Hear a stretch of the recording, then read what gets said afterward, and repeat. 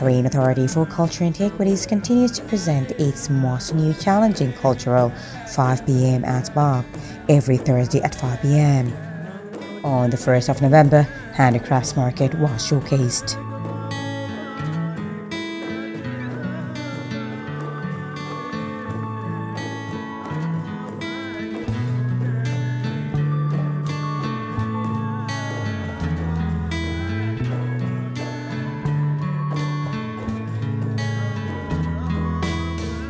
We continue organizing and arranging different events and activities at Bab al-Bahrain at 5 p.m. every Thursday, which has started last month, and we've seen very positive feedback from the public and tourists alike. Today we have a performance from a local band from Rafah, Dar al-Rafah al-Saghira, plus a market dedicated to handicrafts and intangible heritage. We hope by combining both a pop-up market and a performance, it will attract even more people and adds to the diversity of the lineup of events we're presenting here at the souk. Anything we're presenting in the souk comes as a supporting activity to the souk itself.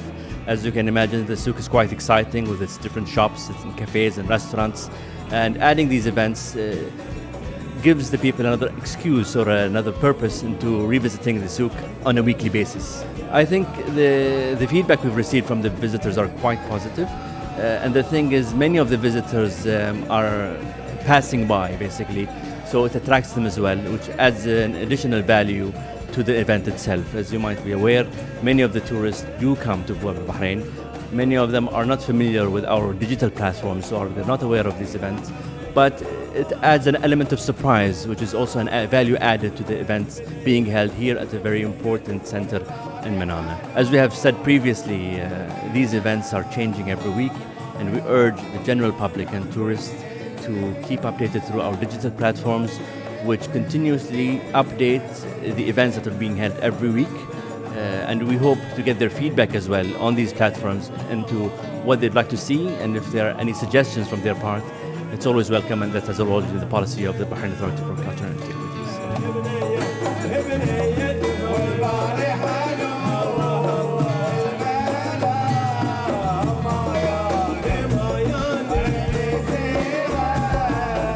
During the event, a number of Bahraini traditional craftsmen display their handmade products to the public, along with a live musical performance, unique and genuine crafts such as pearl diving trades and basket making displayed for the public by our craftsmen. It is important to note that this event that is called 5 p.m. at Bab al-Bahrain as an initiative from the President of the Bahrain Authority for Culture and Antiquities, Sheikh Hamay Al Khalifa, is an event that is bringing exactly what we at UNESCO we call a creative city. You know, a city which is launching a series of initiatives in the field of culture, music, performance, handicrafts, and I hope that this initiative is going into the recognition of Al Manama as a creative city in Bahrain. I am very much impressed by the quality, first of all, of the traditional music of Bahrain, and I hope that this traditional music will be one day recognized as a masterpiece of oral and intangible cultural heritage. I know that here there is also the House of Music in Al-Muharraq.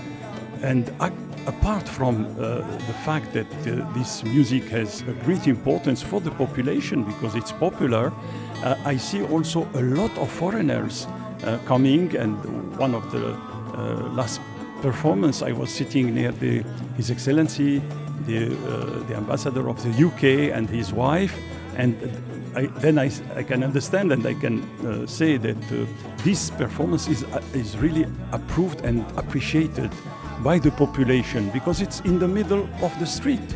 It's not in a theater, it's not in a official place, it's in the street, in the middle of the city of Al Manama. I think that this aspect also is an important element for the development of cultural life. And I was impressed because I lived here for some years how the main entrance to El Manama is changing regularly with new shops, and particularly shops presenting traditional culture of Bahrain. So this is part of what you said. It is part of the development of the cultural level at the level of the city, but also a contribution for the well-being of the population. Worth to mention that Bahrain Authority for Culture and Antiquities organizes in the heart of Bab al Bahrain, specifically in its front outdoor space, the market area, a weekly activity every Thursday at 5 p.m., including various cultural activities from music to handicrafts, heritage arts and food. This event is open to the public. All are invited to participate and enjoy the festivities atmosphere.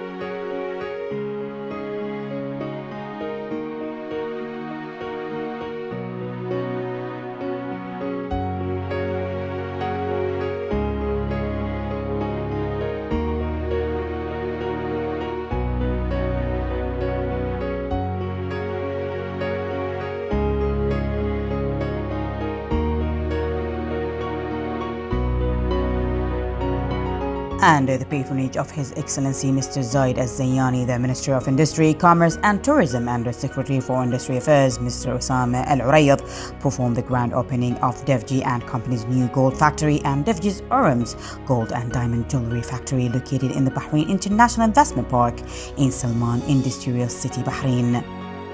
The opening took place in the presence of His Excellency Mr. Alok Kumar Sinha, Indian Ambassador to the Kingdom of Bahrain.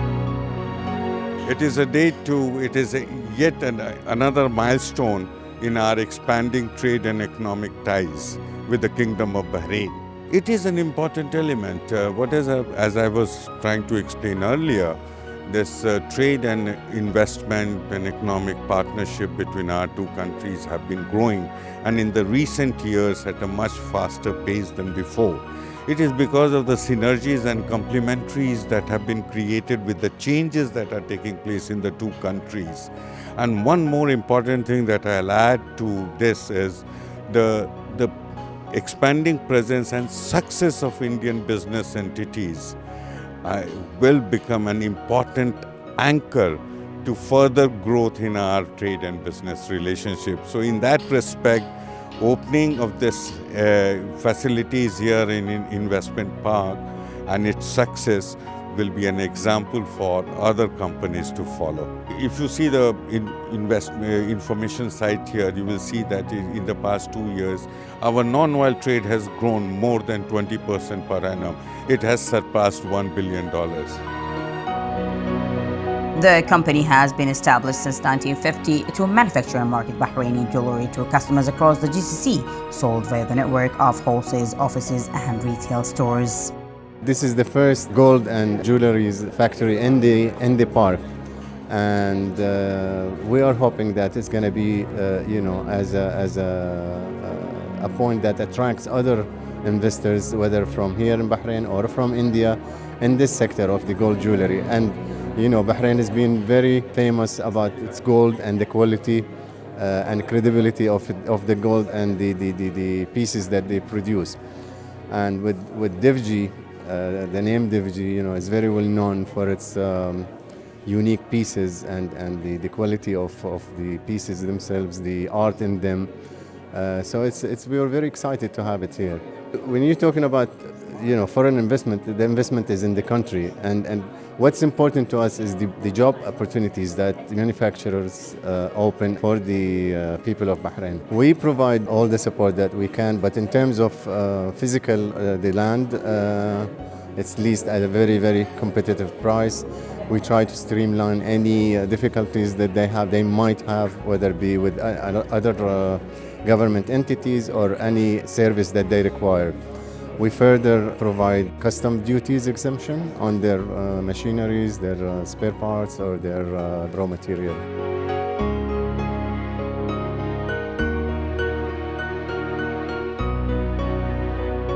Building on a strong-rooted heritage in gold jewelry, the legacy of late founder Sheri Divji Bahai Ramji Bahai Saga and 9 generations of goldsmiths before him.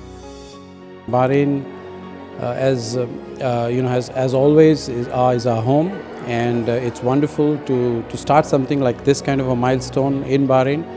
I think it's very, very important that the jewelry industry needed this so much in Bahrain, and we're so proud that we could do it. And these factories are actually state-of-the-art factories, something the best in the region, probably in the world, with the best of the machineries, with the best of people, training, skills, and the quality of manufacturing that Bahrain could produce earlier and what it could produce now would be much, much better, because you get a wonderful environment, you get a very creative environment for people to work and breathe. Also, this is going to encourage a lot of Bahrainis to join the industry, young Bahraini designers, goldsmiths, or that we are going to be training now, and ensuring that they also actually can join us in the force of making wonderful jewelry and exporting to the rest of the world, and kind of making Bahrain stand out in the crowd of manufacturing facilities.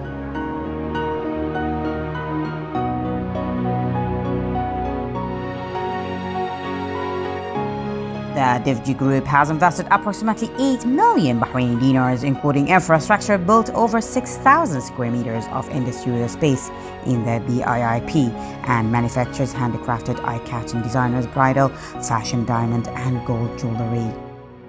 8 million BD, that's what we have invested here at the moment. We still further are investing more, because we need a lot of further different lines that we're working on. We hope that, currently, of course, our customers come from the GCC, and we have a lot of B2B clients that is already there with us. And so there are a lot of retailers and wholesalers that we have in the region. But we are also now planning to add other regions like the USA, like Europe, and we hope that we could actually produce some wonderful jewelry that can be exported there as well. Obviously, I mean, the design sense is different in the European countries. And but I think what Bahrain has to offer would probably be a niche in itself, and we could actually produce different lines, which I think would be astonishing when exhibited in the European exhibitions like Basel show or Vicenza d'Oro, those kind of shows. People will actually really appreciate what we can produce in this part of the world.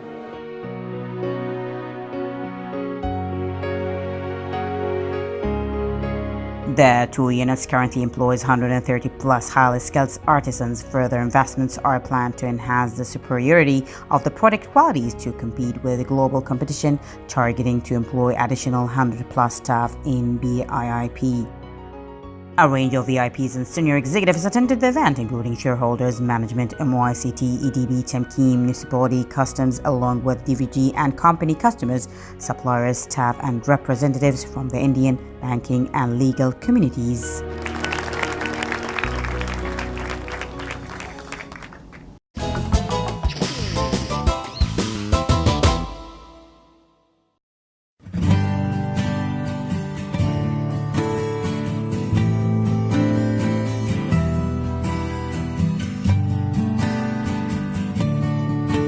Minister of Interior Lieutenant General Sheikh Rashid bin Abdullah Al Khalifa received the President of the International Peace Institute (IPI), Turje Rud Larsen. The meeting was also attended by Chief of Public Security Major General Tariq Al Hassan and Director of the Institute's Middle East and North Africa Department, Najib Friji. The Interior Minister welcomed the guests and praised the high-level development of the IPI in terms of research and studies, in addition to its involvement in reinforcing international peace. The Institute's president thanked the Interior Minister for his support to studies and research organizations to pursue their scientific and cultural roles.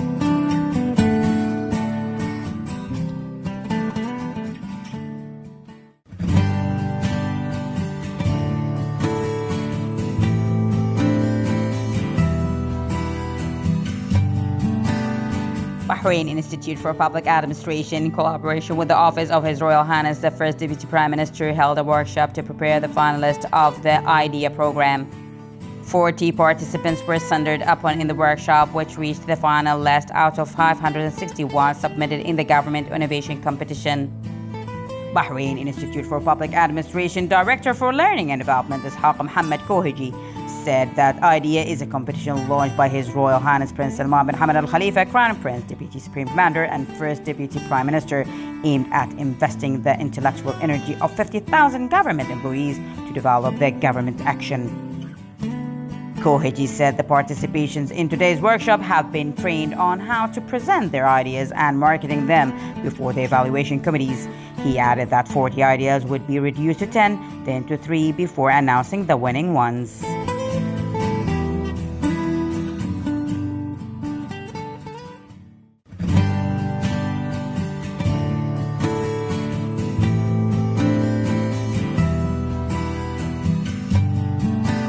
The Student Seminar 8th edition, themed Education Horizons Turning Points, was organized by the Directorate of Student Services under the patronage of Education Minister Dr. Majid bin Ali Al-Naimi. More than 120 secondary students deliberated about 100 years of education in Bahrain: formal, industrial, technical and vocational education, digital empowering and e-learning topics. And Secretary for Education and Curricular Affairs Dr. Fawzi Al-Joder participated in an open discussion with the students regarding various matters pertaining to the teaching and learning process. He listened to students' suggestions and interventions, praising their spectacular expression of opinion and respecting the views of others. Al-Joder pointed out that the ministry organizes these open educational meetings as part of its considerable attention to promoting the values of dialogue among the students for its pivotal role in addressing issues and problem solving that elevate the society at all levels. He cited the ministry's application of the Citizenship Human Rights Promoting School Program academic year 2015-16 to transform the school establishment, including all of its elements, to the space of dialogue, tolerance, and coexistence, linking these values with the education and curricula and educational activities in the artistic, cultural, and athletics fields. The Undersecretary honored all the participants in the seminar activities.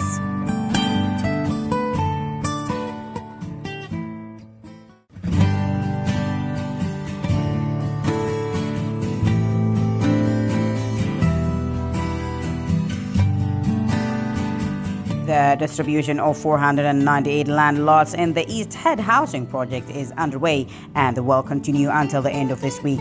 Undersecretary of Housing Minister Sheikh Abdullah bin Ahmed Al Khalifa said, noting the beneficiaries have already inspected the plots and signed the ownership contracts. He said that the Housing Ministry had delivered a lecture on the construction and technical requirements of the building of the units ahead of the contract signature and the distribution process. The Undersecretary added that the project's plots are connected with a network of infrastructure and basic services, which will enable the citizens to start building their units immediately. He affirmed that the East Head housing projects enjoys the constant interest in follow-up the government, being a key project in the Housing Ministry's plan to build 25,000 units included in the Government Action Plan and released from the Royal Order to build 40,000 units. The 242-hectare East Head Town project includes 4,537 units and accommodates 30,000 people.